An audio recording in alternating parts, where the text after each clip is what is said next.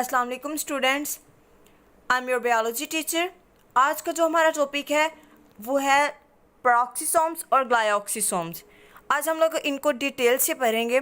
वैसे तो बोर्ड के हवाले से ये कुछ खास इंपॉर्टेंट नहीं है, इसमें से शार्ट क्वेश्चन अक्सर आ जाते हैं तो, लेकिन ये बहुत ही ज़्यादा एमसीक्यूज़ के हवाले से भी इसमें आ जाते हैं, तो आपने इससे अच्छे तरीके से कर लेना है। तो हम लोग स्टार्ट करते हैं। सबसे पहले हम पढ़ेंगे पेरोक्सिसोम को।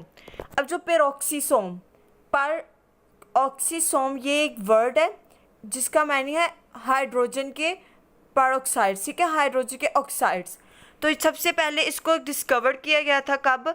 डी ड्यूफ ने और इसके कोवर्कर्स। डी ड्यूफ एक साइंटिस्ट है और उसके जो साथी थे उसको सबसे पहले उन्होंने पेरोक्सिसोम को डिस्कवर किया था इन 1965 फ्रॉम लीवर सेल। ये एमसीक्यूज है कि इसको कहाँ से डिस्कवर किया था, तो इसको लीवर के सेल से डिस्कवर किया गया था। अब इसका काम क्या होता था? तो ये किस में इन्वॉल्व होता था? In the formation and decomposition of hydrogen peroxide. Hydrogen जो पेरोक्साइड है उसको बनाने में और इसको डीकम्पोज करने में, उसको तोड़ने में इसका रोल था, और इसी वजह से इनको पेरोक्साइड्स कहा जाता है। अब इनका जो एवरेज डायमीटर है वो कितना होता है? तो इनका जो एवरेज डायमीटर है वो 0.5 से 0.7 माइक्रोमीटर तक होता है।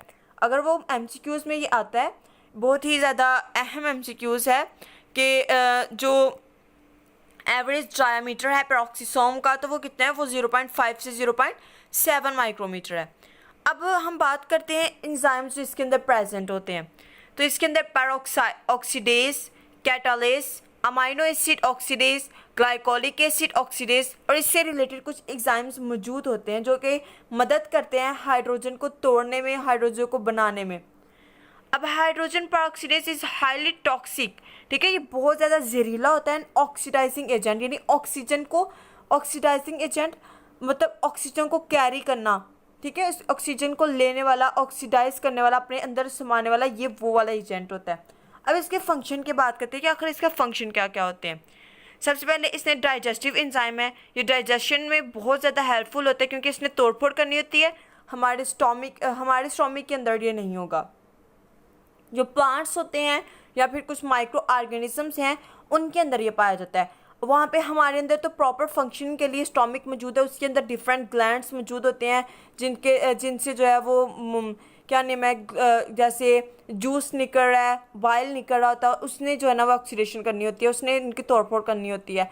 लेकिन जो माइक्रो ऑर्गेनिज्म उनमें ये सब कुछ नहीं होता। अब उनके अंदर ये पेरोक्सिसोम पाया जाता है। अब इसने क्या करना होता है? Digestive enzyme and metabolic activities, जो कुछ एक्टिविटीज़ वगैरह, मेटाबॉलिक कैटाबॉलिज्म जिसमें एनाबॉलिज्म, तोड़ना बनाना, ये सब जो काम होता है वो मेटाबॉलिक एक्टिविटीज़ में आ जाता है और इसने डाइजेशन में मदद करनी होती है। It is found in the yeast, ठीक है, ये यीस्ट के अंदर पाया जाता है और बहुत से जो हार्ड प्लांट्स हैं उसके अंदर इसने पाया जाना होता है। तो अब हम लोग आगे पढ़ते हैं।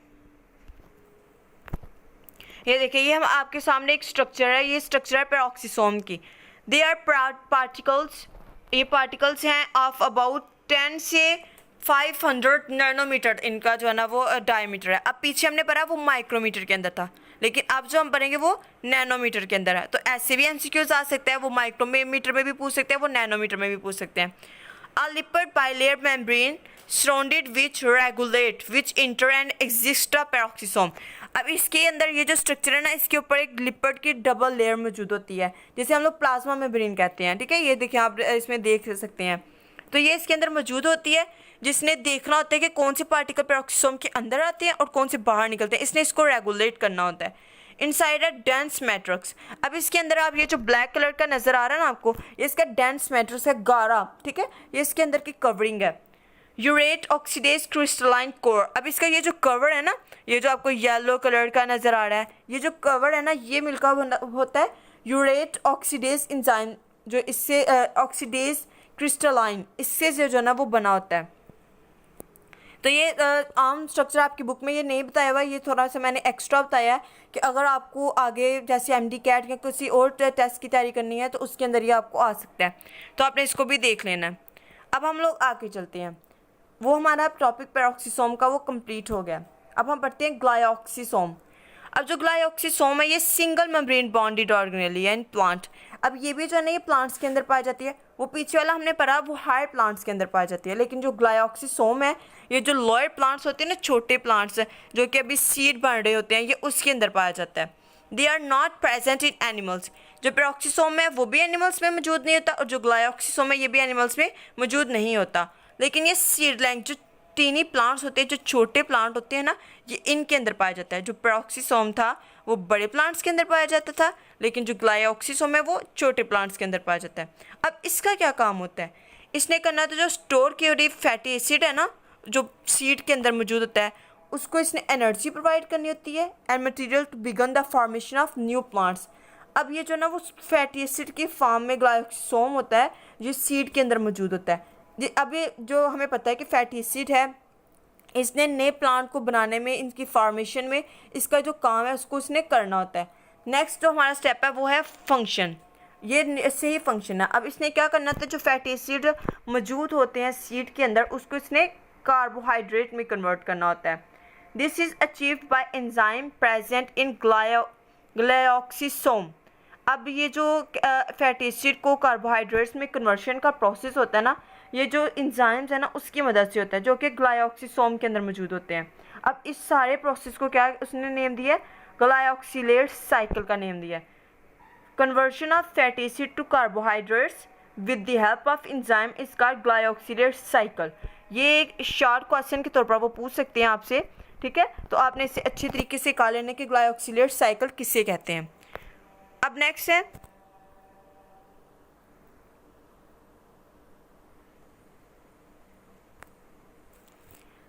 है glyoxylate cycle involve in some of the Krebs cycle. अब वो एमसीक्यूज बहुत ही मतलब अहम है कि जो ग्लाइऑक्सिलेट साइकिल है वो किसके अंदर मौजूद होता है, तो वो क्रिब्स साइकिल में भी मौजूद होता है। इन विच जिसमें fatty acid is converted to acetyl coenzyme. अब पीछे हमने जो पढ़ा वो था फैटी एसिड को कार्बोहाइड्रेट में कन्वर्ट करना, लेकिन ये जो ग्लाइऑक्सिलेट साइकिल जब क्रिब्स साइकिल में इंटर हो जाता है ना, तो ये फैटी एसिड को किस में कन्वर्ट कर देता है, एसिटाइल कोएंजाइम ए में, ठीक है? इसको इसमें कन्वर्ट कर देता है। अब glyoxysome are the site for the breakdown of fatty acid to succinate in seedling rich in lipid. अब जो लिपिड्स, जो रिच प्लांट होते हैं ना, जो प्लांट्स के अंदर लिपिड्स बहुत ज़्यादा मौजूद होती है, उसमें जो ग्लाइऑक्सीसोम है ना उसने फैटी एसिड को सुसिनेट में कन्वर्ट कर देना होता है। ये भी फैटी सुसिनेट जो है ये 5 कार्बन शुगर होती है, ठीक है? इसके अंदर 5 कार्बन मौजूद होते हैं या शायद 3 कार्बन मौजूद होते हैं, तो इसने इसको इसमें कन्वर्ट कर देना होता है। ये आप मज़ीद जब क्रिब्स साइकिल डिटेल से हम पढ़ेंगे ना, उसमें ये चीज़ें बताई गई हैं। अभी आप लोग सिर्फ कॉन्सेप्ट ले लें। Present in short period like germination of lipids. अब हमने पीछे पढ़ा कि ग्लाइऑक्सीसोम जो है वो टीनी प्लांट्स के अंदर पाए जाते हैं, जो छोटे छोटे पौधे होते हैं, जो सीड्स होते हैं, उनके अंदर पाए जाते हैं। तो जब तक पौधे बड़े नहीं हो जाते, ये पौधे जल्दी बड़े हो जाते हैं ना, हाँ, ह्यूमंस की निस्बत पौधे जल्दी बड़े हो जाते हैं। तो क्या होता है कि ये बहुत शॉर्ट पीरियड के लिए, इसलिए बताया हुआ है कि ये जो ग्लाइऑक्सीसोम है ये बहुत कम पीरियड के लिए पाया जाता है। जैसे कि जर्मिनेशन ऑफ लिपिड्स, जैसे ही लिपिड्स की जर्मिनेशन हो जाती है, सीड के अंदर लिपिड्स से कार्बोहाइड्रेट्स में कन्वर्शन का प्रोसेस हो जाता है, तो ये वहीं पर स्टॉप हो जाते हैं, ये ख़त्म हो जाते हैं। absent in lipid poor seed like pea। अब वो पूछ सकते हैं कि जो ग्लाइऑक्सीसोम है वो किस में एब्सेंट होता है, पी में होता है, जैसे सोयाबीन में होता है, कैस्टर में होता है, या नॉन ऑफ दिस। तो जो पी है उसके अंदर ये ग्लाइऑक्सीसोम एब्सेंट होता है, ठीक है? ये बहुत ही अहम एमसीक्यूज है। इसकी रीज़न क्या होती है, क्योंकि जो ग्लाइऑक्सीसोम है, क्योंकि वो रिच लिपिड्स के जो लेयर्स हैं उनके अंदर पाया जाता है, और जो पी होता है, जो मटर का दाना होता है, उसके अंदर लिपिड्स नहीं होते, इसकी वजह से वो उसके अंदर नहीं पाया जाता। अब किस किस के अंदर पाया जाता है, तो ये सोयाबीन के अंदर पाया जाता है और कैस्टर बीन। ये मैं आपको इसकी जो डायग्राम्स है वो आगे आप देख सकते हैं। ये देखें, ये जो हमारे पास है ना, ये जो हमारे पास डायग्राम है, ये है हमारे पास सोयाबीन की, ठीक है? ये क्या है, सोयाबीन है, और ये जो साथ वाला ये है कैस्टर बी। इन दोनों के अंदर ये पाया जाता है। इनके अंदर बहुत ज़्यादा लिपिड्स मौजूद होते हैं, इस वजह से ये इनके अंदर पाया जाता है।